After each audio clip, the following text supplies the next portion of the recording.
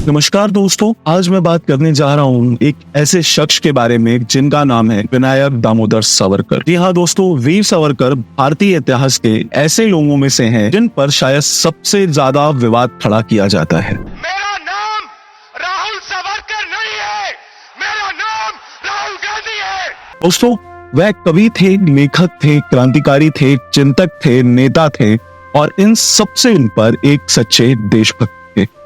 बावजूद इसके कुछ लोग बड़ी चालाकी से उनके कुछ माफीनामों को आगे करके उन्हें कायर और अंग्रेजों का दलाल बताने की कोशिश करते हैं। दोस्तों, मैं वीर सावरकर को बदनाम करने वाली कुछ ऐसी ही साजिशों की पोल खोलूंगा, उनके संघर्ष से जुड़ा एक एक किस्सा आपको बताऊंगा और ये भी बताऊंगा कि सावरकर से कुछ लोगों की असल चिढ़ आखिर है क्या। दोस्तों, इस वीडियो के बाद वीर सावरकर से जुड़े हर एक सवाल का जवाब आपको मिल जाएगा। दोस्तों, सावरकर विरोधी उनके विरोध में मुख्य तौर पर 3 बातें कहते हैं। उनकी पहली शिकायत तो ये है कि सावरकर जो थे सच्चे क्रांतिकारी नहीं थे। उन्होंने खुद की रिहाई के लिए अंग्रेजी हुकूमत को 6 बार खत लिखे थे, माफीनामे लिखे थे। दोस्तों, ये भी कहा जाता है कि गांधी जी की हत्या की साजिश में सावरकर जो थे शामिल थे। और तीसरा यह है कि आज देश में हिंदुत्व की राजनीति हो रही है, तो ये भी जो है दोस्तों सावरकर की ही देन है और इसी बेस पे बहुत से लोग उन्हें सांप्रदायिक भी कहते हैं। इस वीडियो में मैं इन्हीं तीनों आरोपों का एक एक जवाब देने की कोशिश करूंगा। दोस्तों, तो वीडियो को शुरू से आखिरी तक देखिएगा और पसंद आए तो वीडियो को लाइक करके चैनल को सब्सक्राइब कर दीजिएगा ऐसे ही और अच्छे वीडियोस के लिए। दोस्तों, ये सच है कि इस देश ने गांधी जी के नेतृत्व में अहिंसा के रास्ते पर चलते हुए आजादी की लड़ाई लड़ी, लेकिन ये भी उतना ही सच है कि इस देश में भगत सिंह, सुखदेव, राजगुरु और वीर सावरकर जैसे स्वतंत्रता सेनानी भी हुए, जिन्हें पता था कि बिना हिंसा के अंग्रेज सबक नहीं सीखने वाले। वीर सावरकर ने भी इसी रास्ते पर चलते हुए अपने शुरुआती दौर में अंग्रेजों को जो था सबक सिखाया।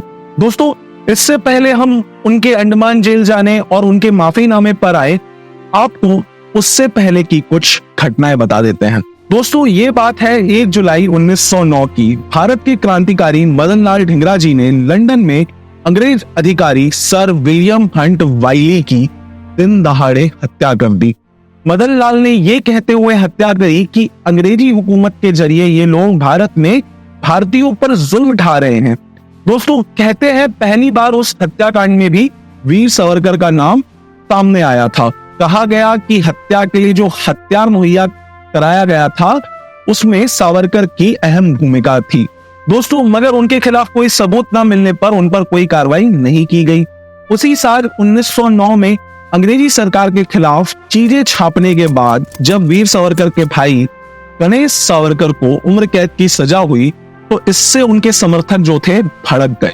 इसका बदला लेने के लिए अनंत लक्ष्मण कन्हेरे नाम के क्रांतिकारी ने नासिक के डिस्ट्रिक्ट मजिस्ट्रेट जैक्सन को मौत के घाट उतार दिया, जिसके बाद अनंत लक्ष्मण के कुछ साथियों को गिरफ्तार किया गया। उनके ठिकानों पर छापेमारी की गई।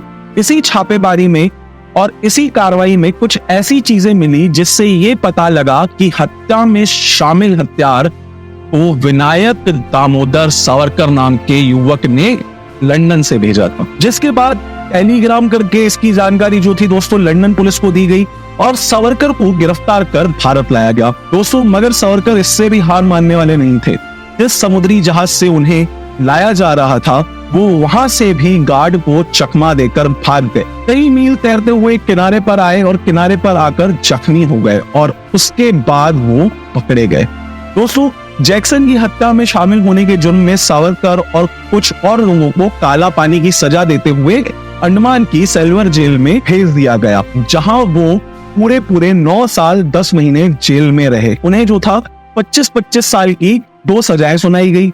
वहां उन्हें दोस्तों 52 नंबर कोठरी में रखा गया, जो इस वक्त एक म्यूजियम में तब्दील है। अगर आप अंडमान घूमने जाएंगे तो आपको जिस सेल में सावरकर बंद थे वो सेल भी आपको देखने को मिलेगा। उस वक्त दोस्तों अंडमान के रास्ते जो थे उबड़ खाबड़ थे। जो अंग्रेज अधिकारी होते थे वो बंखी में चलते थे और सावरकर जैसे राजनीतिक अपराधी इन बंघियों को हाथ से खींचते थे। खराब रास्ता होने के कारण वो जख्मी भी हो जाते थे। सावरकर पर इतिहास लिखने वाले बताते हैं कि जिस कोठरी में उन्हें रखा गया, उन्हें उस कोठरी में मल और शौच त्यागने को भी कहा जाता था। सोच सकते हैं दोस्तों, मल और शौच त्यागने को कहा जा रहा है किसी व्यक्ति को, और कितनी मतलब उसके ऊपर क्रूरता हो रही है। तो आप यहीं से हिसाब लगा सकते हैं कि सावरकर के साथ जेल में किस तरह से क्रूरता की गई। और कभी कभी दोस्तों उन्हें हथकड़ी लगाकर सिर्फ खड़े रहने को कहा जाता था। और दोस्तों मैं आपको बताता हूँ, वहाँ हर महीने 5 से 6 कैदियों को फांसी दी जा रही थी। जेल के हालात और कैदियों की फांसी देख सावरकर भी समझ गए थे कि उनका अंत भी जो है कभी भी हो सकता है। उन्हें 11 जुलाई 1910 को अंडमान जेल में लाया गया और उसके 1.5 महीने में उन्होंने पहली बार अंग्रेजों को माफीनामा लिखा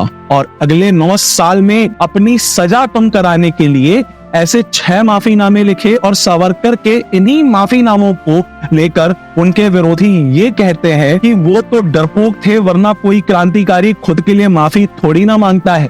ऐसा कहते हुए ये लोग सावरकर को अंग्रेजों का चाटुकार तक कह देते हैं। इन माफीनामों को जब सावरकर से पूछा गया तो उनका कहना था कि भाई ये माफिया तो मेरी लड़ाई का हिस्सा है, मेरी रणनीति है।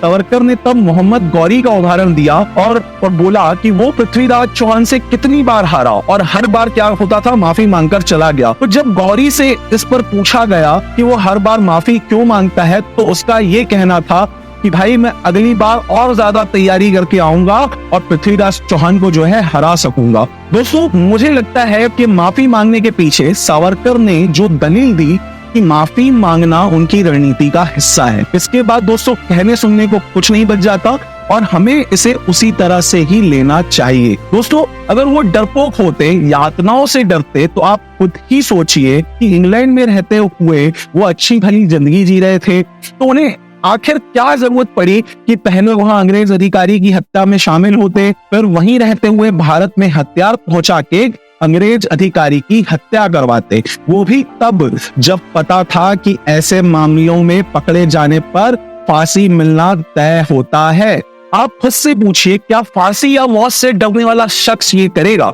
आपने देखा होगा राह चलते कुछ बदमाश एक लड़की को छेड़ रहे होते, आसपास खड़े हुए लोग तमाशा देखते रहते हैं कि भैया ये 2 गुंडों से या गुंडों से पंगा कौन ले। और उस वक्त दोस्तों 22-25 साल का एक लड़का इंग्लैंड में रहकर अंग्रेजों से पंगा ले रहा था। तो आपको क्या लगता है, वीर सावरकर डरपोक थे? अंडमान जेल में जुल्म सहने वाले सावरकर अपने परिवार से अकेले नहीं थे। सावरकर ही नहीं, उनके बाकी के 2 भाई गणेश और नारायण सावरकर भी उनके साथ उस वक्त की सबसे खतरनाक जेल अंडमान जेल में बंद थे। एक माँ के 3 बेटे देश को आजाद कराने के लिए उस वक्त की सबसे खतरनाक जेल में कर रहे हैं और आप कहते हैं कि वो आदमी डरपोक था। डरपोक इंसान का सबसे खतरनाक जेल में पहुंचना तो दूर, वो तो घर के नीचे झगड़े की आवाज सुनकर अपनी खिड़कियां बंद कर लेता है। इसलिए डरपोक बोलकर दोस्तों क्रांतिकारियों का अपमान करना बंद करिए। जो इंसान ऐसे मुश्किल हालात में भी पत्थरों की कलम बनाकर जेल की दीवारों पर 6000 कविताएं लिख देता है, अगर वो कमजोर है तो दोस्तों मैं जो है बहादुर इंसान को देखना चाहूंगा कि बहादुर इंसान दिखता कैसे है। दोस्तों कुछ लोग वीर सावरकर की माफी की बात तो करते हैं, मगर नाभा जेल में रहते हुए नेहरू जी की माफी का जिक्र नहीं करते। तो दोस्तों कुछ लोगों को लगता है कि वीर सावरकर की इसलिए इज्जत नहीं होनी चाहिए क्योंकि उन्होंने अंग्रेजों से माफी मांगी। अगर ऐसा है तो दोस्तों 1923 का एक किस्सा ये है जो सुन लीजिए। दोस्तों पंजाब की नाभा रियासत में गैर कानूनी तरीके से एंटर करने पर नेहरू जी और कुछ अन्य लोगों को 2 साल की सजा सुनाई गई। कहते हैं नेहरू जेल में इतना परेशान हो गए कि उनकी परेशानी को उनके पिता मोतीलाल नेहरू तक पहुंचाया गया, जो उस वक्त के बहुत ही पहुंचे हुए वकील थे, बहुत ही फेमस वकील थे। मोतीलाल नेहरू जी ने उस वक्त के भारत के वायसराय से संपर्क किया, जिसके बाद नेहरू ने माफीनामा लिखा और सिर्फ 3 दिन में उन्हें रिहा कर दिया गया। ये बात मैं नहीं कह रहा हूँ दोस्तों, ये बात तो खुद उस वक्त नेहरू जी के साथ जेल में रहे कांग्रेस के एक नेता ने अपनी किताब में लिखी है। दोस्तों अब बताइए इस पर आप क्या कहेंगे? क्या हम इस पर ये कहें कि नेहरू जी ने जेल से निकलने के लिए कई बार बॉन्ड भरे, कई बार माफी मांग ली, इसलिए उनके बाकी के किए गए सारे कामों को नजरअंदाज कर दिया जाए, उनके बाकी के सारे योगदानों को खारिज कर दिया जाए? सावरकर पर तो जुल्म ढाया जा रहा था, वो तो 50 साल की सजा काट रहे थे, उनकी तो दोस्तों जेल में मौत भी हो सकती थी। नेहरू जी के साथ ऐसा कुछ भी नहीं था। उनका अपराध भी बड़ा नहीं था, सजा भी 2 साल की ही थी। जब वो 2 साल की सजा में सिर्फ 3 दिन में परेशान होकर बॉन्ड भरकर वापस आ सकते हैं, अपने पिता से वायसराय को सिफारिश लगवा सकते हैं, तो सावरकर को ये हक क्यों नहीं कि वो जेल में मरने की बजाय झूठी माफी मांगकर जैसे तैसे बाहर आ जाए और दोबारा उन्हीं अंग्रेजों से लड़े जैसा कि वो लड़े भी। लेकिन सावरकर पर बात करते हुए भी सारी बातें भूल जाते हैं। जो उन्होंने किया वो क्यों किया और जो बाकियों ने किया वो क्यों किया, इस पर कोई चर्चा ही नहीं करना चाहता। सावरकर सच में डरपोक होते तो जेल से छूटने के बाद वो डर गए होते, तो क्या उसके बाद भी वो अंग्रेजों के खिलाफ मोर्चा खोले रहते? दोस्तों, 22 जुलाई 1931 को बंबई के प्रभारी गवर्नर एर्नेस्ट हॉडसन उनके ऊपर पुणे के फर्गुसन कॉलेज में वीवी गोखटे ने 2 गोलियां चलाई थी, लेकिन वो बच गए। कहते हैं गोखटे सावरकर का अंधभक्त था। हत्या से पहले वो उनसे मिला भी था। 1966 को सावरकर पर जो किताब आई थी, उस किताब में भी इसका दोस्तों जिक्र किया गया है। अगर सावरकर को दोबारा जेल जाने का डर होता तो अंडमान जेल के इतने बड़े नरक से निकलने के बाद भी क्या वो कुछ ऐसा करते? सोचिए। कुछ लोग ये कह के सावरकर को बदनाम करते हैं कि उन पर 1948 में हुई गांधी जी की हत्या का भी आरोप है, मगर उन आरोपों में भी कोई दम नहीं था दोस्तों। एक भी आरोप साबित नहीं हुआ। बाद में कपूर कमीशन भी बनाया गया, तो भी वो किसी नतीजे पर नहीं पहुंच सका। मगर इससे भी उन्हें नापसंद करने वालों की सोच नहीं बदलती। ये वो भूल जाते हैं कि गांधी जी ही थे जिन्होंने सबसे पहले वीर सावरकर के विचारों की तारीफ की थी। लंदन में सावरकर से मिलने के बाद उन्होंने सावरकर को बहादुर, चतुर और देशभक्त बताया था, और ये भी कहा था कि सावरकर मुझसे पहले अंग्रेजों के षड्यंत्र को समझ गए थे। ये गांधी जी ही थे जिन्होंने वीर सावरकर और उनके भाई को अंडमान जेल में यूं बंद होने पर चिंता जताई थी। अगर सावरकर सच में गांधी की हत्या में शामिल होते तो जून 1964 में कांग्रेस सरकार उनकी पेंशन शुरू करती। अगर सच में सावरकर गांधी के हत्यारे थे तो उनकी मौत के बाद इंदिरा गांधी जी सावरकर की याद में स्टैम्प जारी करती? बिल्कुल ही नहीं करती दोस्तों, ऐसा हो ही नहीं सकता था। तो अगर आप मुझसे पूछें तो मुझे लगता है कि सावरकर के जिस माफीनामों को बार बार मुद्दा बनाकर उन्हें विलेन बताया जाता है, वो मुद्दा है ही नहीं। असल मुद्दा है शायद हिंदुत्व पर सावरकर के विचार। दोस्तों, ये वो विचार है जिसका जिक्र आज संघ भी करता है, बीजेपी भी करती है, जिस पर वीर सावरकर ने बाकायदा एक किताब भी लिखी। यही वजह है कि वाजपेयी साहब जब प्राइम मिनिस्टर बने तो सावरकर को भारत रत्न देने की उन्होंने सिफारिश की, जिसे उस वक्त के राष्ट्रपति के.आर. नारायण ने रिजेक्ट कर दी। मोदी जी जब 2014 में प्राइम मिनिस्टर बने तो उसके अगले ही दिन संसद भवन में लगी वीर सावरकर की तस्वीर पर उन्होंने माथा टेका। मुझे लगता है सावरकर की हिंदुत्व की वही सोच है जो बीजेपी की भी राजनीति की मुख्य धारा है। उनके विरोध की असल वजह यही है। जिस वजह से सावरकर से जुड़ी हर चीज को बदनाम करने की कोशिश की जाती है, उन्हें नीचा दिखाने का प्रयास होता है, बिना ये जाने कि देश की आजादी में बतौर थिंकर, बतौर राइटर, बतौर पोएट और बतौर एक्टिविस्ट के तौर पर उनका कितना महान योगदान था। बेशक देश को आजाद कराने का उनका एक अपना तरीका था, एक अपनी सोच थी जो महात्मा गांधी जी से बिल्कुल अलग थी। राजनीतिक विचार जो थे अलग थे, मगर हमें ये भी नहीं भूलना चाहिए कि सच्चे देशभक्त के नाते उनका एकमात्र लक्ष्य था देश की भलाई और कुछ भी नहीं। वरना जैसे कि मैंने कहा कि भाई दूसरों के झगड़े में ना पड़ने वाला शख्स तो दिन दहाड़े अपने सामने किसी की भी इज्जत उतरते देख लेता है, और सावरकर तो फिर भी 10 साल देश की सबसे खतरनाक जेल में रहे और जुर्म सहा। जेल से बाहर आकर भी वो हर पल देश को मजबूत करने के बारे में सोचते रहे, और यही इकलौती बात जो है दोस्तों आज मायने रखती है और कुछ भी नहीं। दोस्तों, इस वीडियो में बस इतना ही। अगर ये वीडियो आपको पसंद आया हो तो अपने हर एक दोस्त से शेयर कीजिएगा, चैनल को सब्सक्राइब कीजिएगा और हर एक उस इंसान से शेयर कीजिएगा जो सावरकर के बारे में सच्चाई जानना चाहता है।